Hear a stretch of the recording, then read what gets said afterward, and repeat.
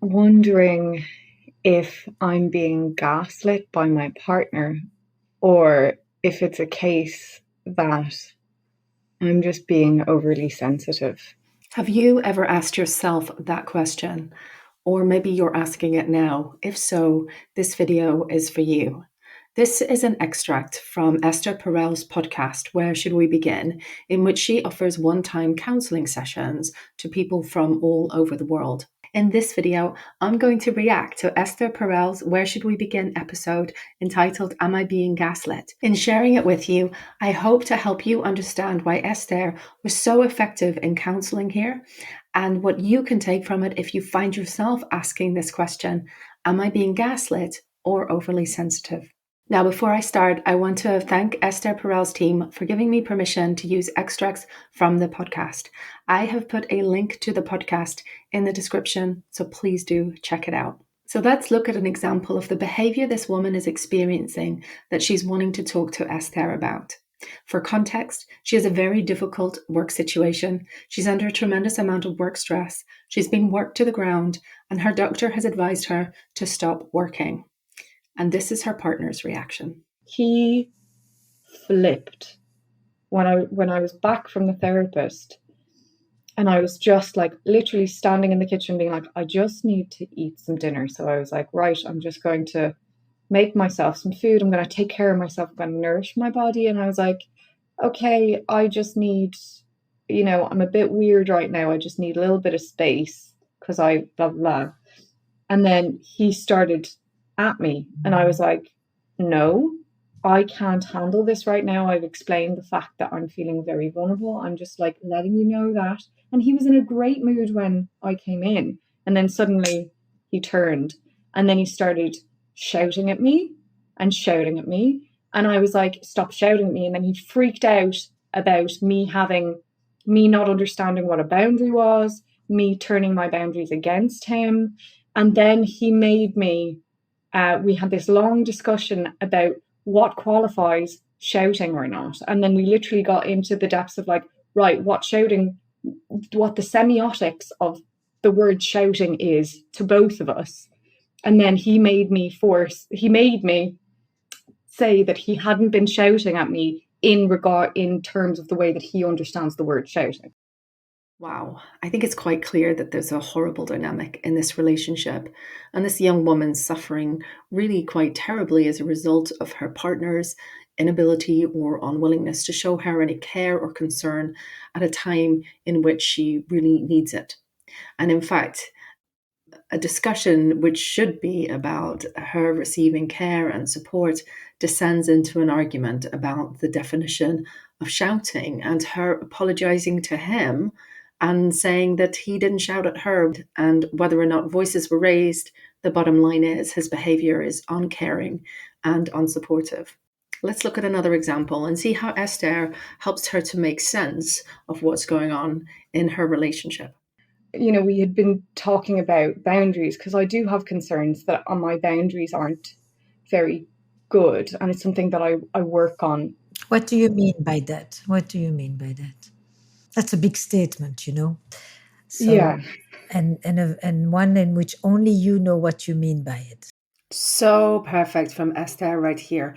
She gets behind that psychology language and actually really starts to get real world example of what do you actually mean? What's actually going on? Let's see what happens next. I don't necessarily know how to put up boundaries. I was in a job before. Basically, I worked myself to a state of very poor health, and a lot of that had to do with working with someone who wouldn't let me say no. So no matter how much I was like, I'm not available, they just kept on pushing me. And I let myself, I suppose, but I felt like I didn't have a choice. I let myself just get torn into that and away from my life and away from the people that I care about. And eventually I got to a point where I completely burnt out. And you're telling me this also because in some way something parallel is happening between you and your boyfriend? What Esther is doing so well here is beginning to explore wider patterns in this woman's relationships. For whatever reason, there are certain kinds of relationships that this woman finds herself in where she doesn't feel able to say no, where she's quite overpowered by other people. She ends up then working herself into the ground. She becomes exhausted and burnt out and really in a very poor state of health, both physically and emotionally. So the question here is actually much bigger than am I being gaslit in this relationship? And it sounds like there's actually quite a lot more to explore. Let's see what happens next. If any of these are continuously occurring to you, or if you simply, even without that, say, I am constantly questioning myself. I'm constantly doubting myself. I'm constantly in a state of confusion, etc., etc. The answer to your question doesn't really matter. What you know is that this is not a good situation. If you listen to the podcast in full, you will hear many examples of how this woman's partner minimizes her feelings, denies her reality, even down to when she says she wants to eat, he tells her she's not actually hungry. You'll hear examples of controlling behavior and how he can be hypercritical and cruel and then turn on a bright smile as soon as friends arrive.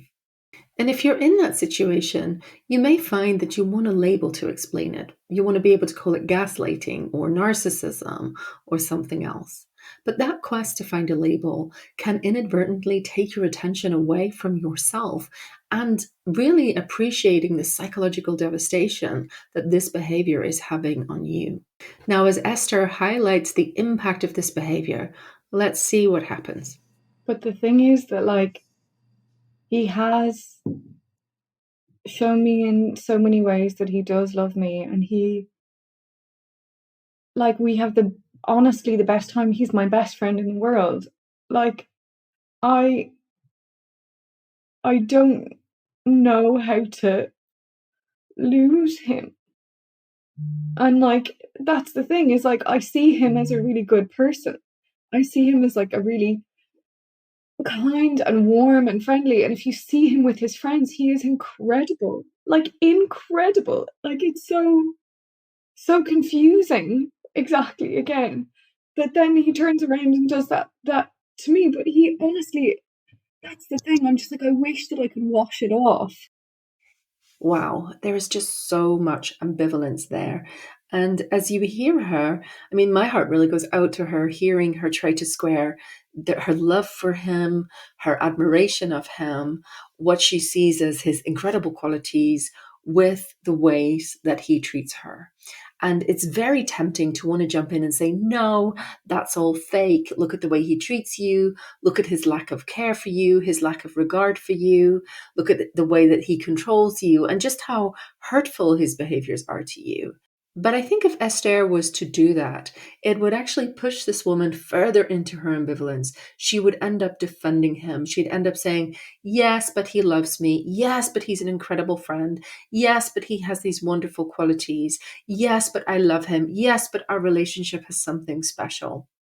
So I think the skill of a really good therapist is to sit with her with those contradictions, with that ambivalence, with her love and her admiration of her partner, as well as the hurt and the devastation that she feels as a result of the way he treats her.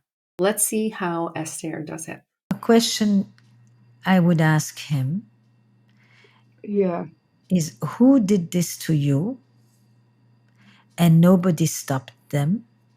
Who did you see do this in your family and nobody stopped them? I feel like that would really be really hard for him, and I would be worried about not challenging. I think it would, for him, something like that would be. But do you know? I'd imagine I have an idea. That's my question. My question is, he may be a wonderful friend, but that does not dictate how he's going to be with his girlfriend. Yeah. Those two things don't necessarily always go in sync.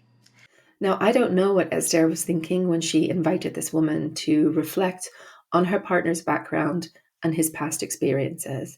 but I imagine that she's getting away from the need to villainize him or demonize him, and actually allows this woman to recognize that her partner's bad behavior likely stem from his own insecurities and vulnerabilities rather than having something to do with her and her behaviors. Esther does this exceptionally well, but I do want to give a word of caution if you're listening to this and trying to figure out your partner's behavior towards you.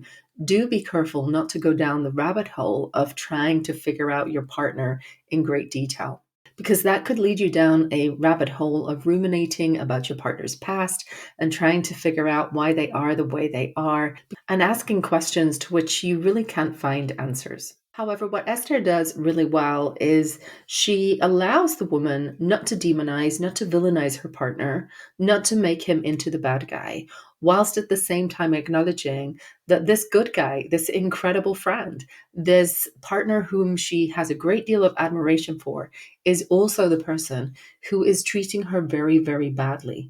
And that likely comes from his own vulnerabilities and insecurities, but that certainly does not excuse his behavior or lessen their impact on her.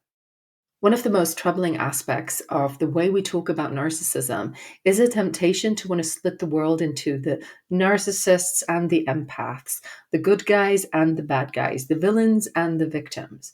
And that's certainly not to say that there aren't people who are out and out abusive and unspeakably cruel, but for many people, the situation is far more complicated and nuanced than that.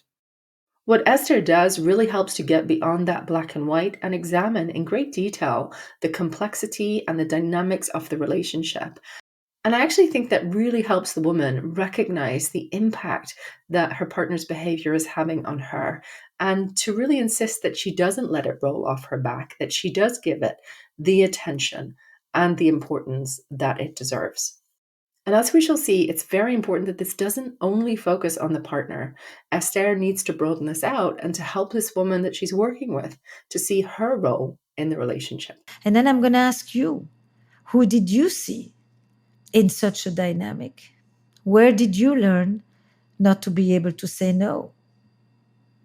Because this is not about, am I being gaslit or am I being overly sensitive? Without defining, without focusing just on these two terms, you've described the reality. And then you say, but he loves me, and that may very much be the case as well. But he also needs to control you. Yeah. But he is also intensely insecure, and therefore he needs you to be one down. Yeah. But he also has a hard time hearing you say, I'm hungry, without instantly denying it or defying you or qualifying it or deciding if you have a right to be hungry at this moment or not, because he knows better than you what your stomach needs. So regardless of how much he loves you, he still would need to learn to differentiate and to be able to let you have an experience and respond caringly and compassionately to it without having to decide if your experience is valid or not before he decides how he wants to respond, because he's the master and the judge. What Esther begins to do here is highlight how this woman has a difficulty with saying no, and that's really probably worth reflecting on. However, she's still very much focused on the quality of the relationship and how it really isn't a good situation for her to be in. And she kind of gets away from the question of, is this gaslighting or oversensitive, into really highlighting just how badly this woman's being treated and how much hurt it's causing her.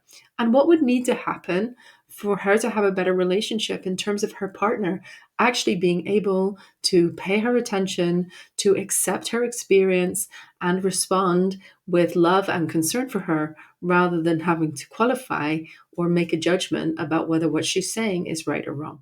And if you had a friend, since you have very good friends, if one of your friends was in a situation that is similar to yours, what would you say? Just step away. I think I've probably asked that question more than any other in this kind of situation. It's a really helpful question because it allows you to take a slightly outside perspective on the relationship and to view it through the eyes of a friend, through the eyes of someone who genuinely cares about you. And in theory, that should help you get a fresh perspective and make a good decision that's in your best interests. However, as is so often the case, even though this woman knows that it's probably right to step away from this relationship, it's so hard to do. And what follows really reflects her ambivalence. And I think actually what she wishes for, what she desires for this relationship. I've been in enough relationships, and like he genuinely has worked a lot on himself, and I can see how he's come along in a big way. Do you know what? What? I don't know what you mean, because every example you've given shows me somebody who has very little ability to see what he does. And of course, for any gaslighter, there must be a person that is letting themselves be gaslit. Yeah. These two go together. Yeah. This is all really heartbreaking to listen to, and I can't help but feel for this woman as she's clinging on to the hope that her partner's changing, that he's growing, that he's working on himself, and that things might be different in the future. I have to admit, I was initially somewhat taken aback by Esther's bluntness and directness and saying, I have no idea what you mean. But I think she does a phenomenal job of cutting through the mess and beginning to highlight the role that the woman herself is playing in the gaslighting cycle. Now, I think sometimes when people hear this, there's a bit of resistance because it can sound like victim blaming. I don't think that's the case. Clearly, the only person responsible for the bad behaviors of the partner is the partner himself. But what's going on for the woman in this situation is she herself is minimizing his behaviors. She is excusing him to some extent. And in that way, she is playing a role in the gaslighting dynamic in her relationship. And what Esther does very skillfully is begin to show her that role and help her see what's going on. We do talk after these things happen. Like, I've been listening to you forever. I never knew that he knew about you, and he sent me something, like one of your YouTube videos about like when couples get to an impasse. And he was like, let's look at this and let's talk about this based on the tools that are there. And like, I really appreciate that. I can see him trying. Let's look at what's happening here. This is in the context of Esther and the woman exploring the ways in which her partner denies her experiences, minimizes her feelings. When she's distressed, he responds with criticism, with frustration and irritation. His inability to respond caringly and warmly when she's having a difficult time. Her response is to defend him, to say, but I can really see he's trying. And he even looked at one of your YouTube videos, Esther. He even brought this video to me. And I really appreciate that. Now, what I hear is a woman who really wants a partner she can connect with, who she can talk to about relational things, who maybe they can grow and help each other together. I can hear that's what she wants. But what I think is also happening is something of a denial of the reality of the situation that she's in. Let's see how Esther responds. That piece of you're excusing him and analyzing and justifying and excusing his behavior is part of the gaslit cycle. Okay. He's doing this, but he doesn't really mean to do this. He feels bad about it afterwards. And so now I need to make him feel better about him making me feel bad. Yeah. Yes. Yes. This is twisted. I just love how Esther puts it. This is twisted. And I also love how she describes so beautifully this gaslighting cycle. On the one hand, her partner responds with cruelty. He's uncaring. He denies her feelings. He shifts the blame onto her. He makes her feel really bad. And then she ends up feeling like she's the bad guy, that she's made him feel bad for making her feel bad, and she has to be the one to soothe him. And what's going on for her. And I think this is really, really important. It is not about victim blaming, but it is understanding the position that you may be in a gaslighting cycle so that you can reclaim your power in that dynamic. Because what's happening here is she's in denial. And I wonder what's going on. Is it that she lacks some confidence in herself and an assuredness that she is being a loving and caring partner to him, and that she almost has to defend herself as a loving, caring partner by showing him how loving and caring she is and really demonstrating that to him through her excusing him, through her apologizing to him, through her minimizing her feelings and making him feel better? Or is it that she's not quite able to accept that he isn't the caring, thoughtful, reflective partner that she really wishes that he was? By understanding this dynamic, someone who's being gaslit can actually find their own power, can know what it is to stand a little sturdier in their own skin and on their own 2 feet, and respond with some strength to tackle this gaslighting dynamic. I know that I'm autonomous in this relationship, but it's really hard to admit that I've let somebody walk all over me and that I haven't been strong enough to tell them to piss off.